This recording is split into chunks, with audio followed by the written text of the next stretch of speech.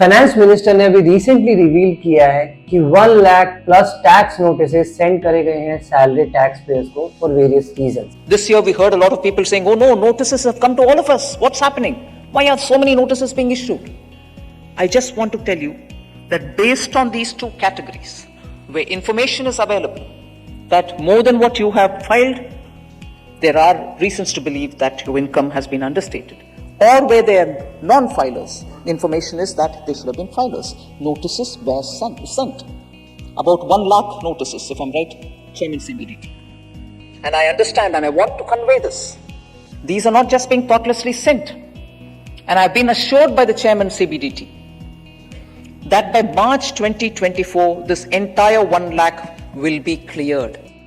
इस वीडियो में हम वो डिस्कस करेंगे कि ये टैक्स नोटिसेस भेजने के क्या रीजंस हैं, और अगर आपके पास वो टैक्स नोटिसेस आते हैं आपको क्या समझना चाहिए उन टैक्स नोटिसेस के बारे में, और एक्चुअली में आपको क्या करना चाहिए.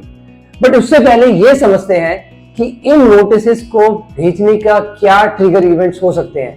कुछ ऐसे इवेंट्स हुए थे जिसकी वजह से इन द पास्ट 5-6 मंथ्स ये सारे tax notices salary tax payers को इशू करे गए हैं. फर्स्ट इवेंट, लास्ट 8-10 मंथ्स पहले इनकम टैक्स अथॉरिटीज ने कुछ चैरिटेबल इंस्टीट्यूशंस और लोकल एनजीओस पे रेड करी थी, और वहां पे ये फाइंडिंग निकल के आई थी कि ये जो चैरिटेबल इंस्टीट्यूशंस और एनजीओस हैं वो fake donation receipts salary tax payers को दे रहे हैं सो दैट वो डिडक्शन क्लेम करें और अपने इनकम टैक्स का डिडक्शन का रिफंड क्लेम कर सकें. तो वहां से कुछ सैलरी टैक्स पेयर्स का इंफॉर्मेशन निकली और उन टैक्स पेयर्स को उसको नोटिस सेंड करे गए टू जस्टिफाई कि क्या ये क्लेम जो ये डिडक्शंस हैं वो फेक हैं या नहीं है. Second event, Jammu and Kashmir में एक रैकेट बस्ट हुआ जहां पे ये समझ में आया कि कुछ एम्प्लॉइज फेक डिडक्शंस के बेसिस पे रिफंड क्लेम कर रहे थे टैक्स रिटर्न बेसिस पे. तो ये दो वो ट्रिगर इवेंट्स थे जिसके बेसिस पे इनकम टैक्स अथॉरिटी ने अपनी टेक्नोलॉजी को AI/ML को यूज करते हुए सैलरी टैक्स पेयर्स की इनकम टैक्स रिटर्न्स को रिव्यू करना शुरू किया, और वहां पे ये फाइंडिंग्स निकल के आई कि कुछ ऐसे टैक्स पेयर्स हैं जिनकी इनकम और डिडक्शन मिसमैच हो रही है. ऐसा लग रहा है कि इनकम कम और डिडक्शन ज्यादा ली हुई है, उस बेसिस पे रिफंड्स ज्यादा क्लेम करेंगे, फेक रिफंड्स निकल के आ रहे हैं. तो ये वो इवेंट्स थे. नाउ समझते हैं एक्चुअली में वो रीजंस क्या है या वो की रेड फ्लैग्स कौन से हैं जिसके बेसिस पे नोटिसेस इशू करे जा रहे हैं. फर्स्ट, फेक रिफंड क्लेम करना. नाउ अगर आप सैलरी टैक्स पेयर हो, आप अपनी डिडक्शंस का प्रूफ एम्प्लॉयर को सबमिट करते हो और एम्प्लॉयर आपकी टैक्स कैलकुलेशन को डिटरमाइन करके आपका टैक्स डिडक्ट करता है. Now what government is saying कि अगर एक एम्प्लॉयर ने ऑलरेडी टैक्स डिडक्ट किया हुआ है तो आप उसका टैक्स का रिफंड क्यों ले रहे हो. दैट मीन्स आपने एम्प्लॉयर को कोई ऐसा डॉक्यूमेंटेशन सबमिट नहीं किया है या एम्प्लॉयर ने वो डिडक्शंस को एक्सेप्ट नहीं किया है, इसीलिए आपने वो रिफंड में क्लेम किया, इसलिए आपने वो रिटर्न में एज अ रिफंड क्लेम किया. तो ये बहुत बड़ा रेड फ्लैग है. अगर एम्प्लॉयर ने ही आपकी डिडक्शन को एक्सेप्ट नहीं किया है तो आप रिटर्न में क्यों ले रहे हो. अगर आप ले रहे हो तो आप प्लीज उसको जस्टिफाई करो. तो रिफंड सैलरी पे जो टैक्स डिडक्ट होता है अगर आप उसका रिफंड ले रहे हो, it's a big red flag. Second, donation का एक सेक्शन होता है 80G. आप उसके अंदर रिटर्न्स के अंदर अगर आपने कोई डोनेशन करी है आपको एक टैक्स डिडक्शन मिल जाती है, और जनरली वो डिडक्शंस एम्प्लॉयर नहीं देता है, एम्प्लॉयर उसको कंसीडर नहीं करता है. तो अगेन आपने डिडक्शंस का प्रूफ है आपके पास, एम्प्लॉयर ने एक्सेप्ट नहीं किया है बट रिटर्न में आप क्लेम कर रहे हो, तो आपका एक और रेड फ्लैग है जहां पे टैक्स अथॉरिटी ये पूछ रही है कि क्या वो डिडक्शन फेक है या एक्चुअल है. Third, under reporting of income. Generally salary tax payer जो एम्प्लॉयर को इनकम रिपोर्ट करते हैं वो अपने सिर्फ सैलरीज ही करते हैं, वो यहां तक अपना बैंक इंटरेस्ट भी नहीं बताते हैं. तो गवर्नमेंट ये कह रही है कि आपने सिर्फ अपने रिटर्न में सिर्फ सैलरीज की इनकम दिखा दी और उसके अलावा कोई इनकम नहीं दिखा, जबकि आपके पास बैंक अकाउंट है, आपके पास FDs हैं, आपके पास सेविंग बैंक का इंटरेस्ट है, आपने वो डिस्क्लोज नहीं किया. आपके पास कैपिटल गेन्स भी हो सकते हैं, आपने वो डिस्क्लोज नहीं किया, और गवर्नमेंट के पास डेटा है. तो ये एक और रेड फ्लैग है जहां पे गवर्नमेंट कहती है it's under reporting of income. तो these are the 3 red flags जिसके बेसिस पे नोटिस तो इशू हो ही रहे हैं. ना अगर आपके पास नोटिस आता है क्या आपको पैनिक करना चाहिए? मैं बोलूंगा यस, आपको पैनिक करना चाहिए, और पैनिक सिर्फ उसी सिनेरियो में करना चाहिए जहां पे आपको बिल्कुल भी समझ नहीं है कि ये नोटिस क्यों आया है, ये नोटिस का पर्पस क्या है और आपसे क्या मांगा गया है। तो इसी रीजन से मैं आपको ये समझाना चाहता हूं कि क्या नोटिसेस होते हैं और आपको क्या करना चाहिए, सो दैट आप पैनिक नहीं करें, आप नॉलेजेबल बने, आप इंफॉर्म बने और कॉशियस हो जाएं, पैनिक ना हो। तो समझते हैं कि वो नोटिसेस क्या क्या है। फर्स्ट नोटिस, इंफॉर्मेशन नोटिस बोल सकते हैं हम उसे लेमन लैंग्वेज में, एंड उस नोटिस का सेक्शन है सेक्शन 133 ब्रैकेट में 6। इस सेक्शन को याद रखना कि अगर कोई भी नोटिस आपको आता है और उसका सेक्शन ये लिखा हुआ है सेक्शन 133(6), तो इस नोटिस का मतलब है सिर्फ इंफॉर्मेशन कलेक्शन। अथॉरिटी यहाँ पे सिर्फ आपसे कुछ इंफॉर्मेशन मांग रही है, इट्स अ बेसिक इंक्वायरी, ना ही यहाँ पे आपके ऊपर कोई असेसमेंट या इन्वेस्टिगेशन हो रही है, ना ही यहाँ पे आपको अलर्ट किया जा रहा है कि आपने कुछ डिडक्शंस गलत करी है, ना ही आपसे ये कहा जा रहा है कि आपके ऊपर टैक्स डिमांड है। आपको सिर्फ उस नोटिस को पढ़ना है, आपको समझना है कि आपसे क्या क्या इंफॉर्मेशन मांगी है और उस इंफॉर्मेशन को आप कोलेक्ट कीजिए, राइट। और उसमें एक टाइम लिमिट लिखी होगी, मे बी 15 डेज और 30 डेज। कोशिश करें कि उस टाइम लिमिट के अंदर उस नोटिस को रिस्पॉन्ड करें। ना रिस्पॉन्ड कहाँ करें? आपके इनकम टैक्स पोर्टल पे। मेक श्योर आपके पास आपके खुद के इनकम टैक्स लॉगिन आईडी और पासवर्ड होना चाहिए, ताकि आपको इन्फॉर्म रहे, ताकि आप कभी भी जाके चेक कर सकते हो, राइट। लेकिन अगर आप उस टाइमलाइन में सबमिट नहीं करते हो तो आपके ऊपर पेनल्टी लग सकती है। यहाँ पे मनी फैक्टर आ जाता है अगर आप रिस्पॉन्ड नहीं करते। लेकिन आपको लगता है कि मुझे टाइम चाहिए, तो आप उसी पे रिस्पॉन्ड कर सकते हो, आस्किंग फॉर फर्दर टाइम।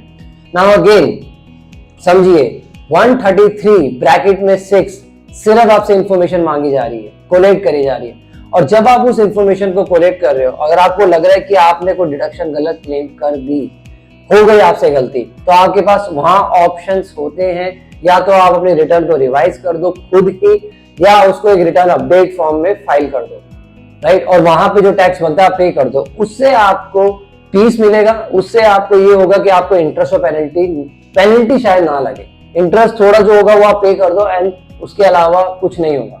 तो यहाँ पे भी पैनिक करने की जरूरत नहीं है। सेकेंड, डिफेक्टिव नोटिस, उसका सेक्शन होता है 139 ब्रैकेट में 9। यहां पे अगेन कोई इंक्वायरी नहीं, कोई असेसमेंट नहीं, कोई टैक्स डिमांड नहीं। यहाँ पे अथॉरिटी सिंपल आपसे ये कह रही है कि आपने जो रिटर्न फाइल करी है उसमें कुछ डिफेक्ट्स हैं जो उन्होंने अपैरेंटली रिव्यू करी, प्रोसेस करी मशीन के थ्रू। तो आप प्लीज उस रिटर्न के डिफेक्ट्स को ठीक करके फिर से रिवाइज करके रिटर्न फाइल कर दो। लेकिन अगर आप नहीं करते हो, जो टाइमलाइन दी जाती है 15 डेज की, तो उस के बाद आपकी रिटर्न ही कैंसिल हो जाती है, इनवैलिड मानते हैं। दैट मींस आपने रिटर्न फाइल ही नहीं करी। तो अगेन इसमें भी पैनिक होने की जरूरत नहीं है। आपको सिर्फ वो डिफेक्ट को समझना है और अपनी रिटर्न को रिवाइज करके फाइल करना है। That's it, completed. पैनिक होने की जरूरत नहीं है। थर्ड, इंटीमेशन नोटिस जो आता है सेक्शन 143 ब्रैकेट 1 में। ये नोटिस तो सबको आएगा, बिकॉज इसका नाम ही इंटीमेशन है। इसका मतलब है कि इनकम टैक्स अथॉरिटी ने आपकी रिटर्न को प्रोसेस किया, आपकी रिटर्न को एक्नॉलेज किया और आपको इंटीमेट कर दिया कि हमने आपकी रिटर्न को प्रोसेस कर दिया। ना जनरली होता क्या है, प्रोसेसिंग जो होती है वो मशीन्स के थ्रू होती है, सॉफ्टवेयर के थ्रू होती है। तो वहां पे अपैरेंटली एरर्स चेक की जाती है कि सब कुछ ठीक है या नहीं है, जो एज पर लॉ, जो बेसिक लॉ है, डिडक्शन जितनी लेनी चाहिए उतनी ही ली। ये रिव्यू नहीं किया जाता कि फेक है या सही है, सिर्फ ये देखा जाता है कि मैथमेटिकली सब कुछ ठीक है या नहीं, राइट। वो जो उसको इश्यू करके जो लेटर इश्यू होता है, जो नोटिस इश्यू होता है, उसको इंटीमेशन बोलते हैं। नाउ आप चाहो तो अभी चेक करो, आपके ईमेल में कहीं ना कहीं वो इंटीमेशन लेटर या इंटीमेशन नोटिस आया हुआ होगा और वहां पे लिखा होगा कि आपकी रिटर्न को प्रोसेस कर दिया गया है। या तो अगर आपने रिफंड क्लेम किया तो रिफंड हैज बीन इश्यूड, या लिखा होगा नो रिफंड नो डिमांड, या ये भी लिखा हो सकता है कि डिमांड आई है और डिमांड का अमाउंट लिखा होगा। इन तीनों सिनेरियोस में आपको फिर भी नोटिस पूरा रीड करना है, क्योंकि उसमें बहुत तरीके से लिखा हुआ है कि आपने रिटर्न में क्या क्लेम किया या रिटर्न में क्या डिस्क्लोज किया और प्रोसेसिंग में क्या एक्सेप्टेड हुआ है, क्या नहीं हुआ। अगर जो रिटर्न में डिस्क्लोज किया वो सब एक्सेप्ट हो गया, no refund no demand. But आपने रिटर्न में रिफंड क्लेम किया और वो प्रोसेस हो गया तो रिफंड आ जाएगा। बट रिटर्न में कुछ क्लेम किया और सॉफ्टवेयर ने उसको नहीं माना और डिमांड निकाल दी है, तो आप उसको चेक करो उसका क्या रीजन हो सकता है। अगर वो रीजन वैलिड है तो आप अपने रिटर्न को या तो रिवाइज करो या उसको डिमांड को पे करके उसको वही नॉक ऑफ कर दो। लेकिन आपको लगता है ये तो डिमांड ही गलत है, हो सकता है सॉफ्टवेयर से भी गलतियां हो सकती हैं, तो आप उसका रिस्पॉन्ड करो और ये बोलो कि ये डिमांड ही गलत है। अगेन पैनिक होने की जरूरत नहीं है, आपको सिर्फ नोटिस को रीड करना है, समझना है, बहुत ही प्लेन लैंग्वेज में लिखा होता है, कोई दिक्कत नहीं है इसमें भी। लास्ट आई वुड से ये स्टेज इंपॉर्टेंट है जो आता है असेसमेंट नोटिस, सेक्शन 143 ब्रैकेट में 3, पहले वाले में ब्रैकेट में 1 था, यहाँ 3 है।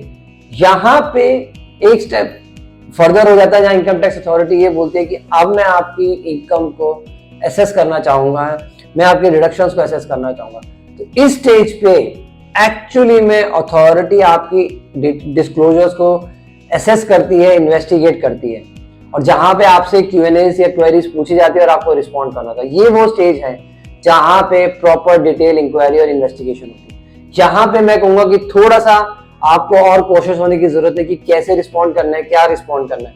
बट अगेन जब तक फाइनल डिमांड नहीं निकलती है पैनिक होने की जरूरत नहीं है। और अगर आपको फिर भी लगता है उस स्टेज में भी कि आपने कुछ गलत क्लेम किया, आप वॉलंटरली ऑफिसर को बता सकते हो, तो आपके पेनल्टी चांसेस कम हो जाते हैं, राइट।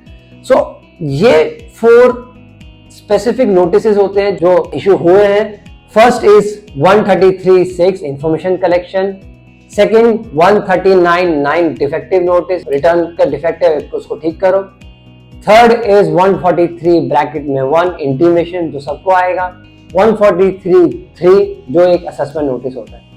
नाउ आपको नोटिस समझ में आ गया, आपको यह समझ में आ गया कि क्या करने की जरूरत है, आपको पैनिक करने की जरूरत नहीं है। Now my last advice is for you, आपको अपने इनकम टैक्स लॉगिन और पासवर्ड पता होना चाहिए।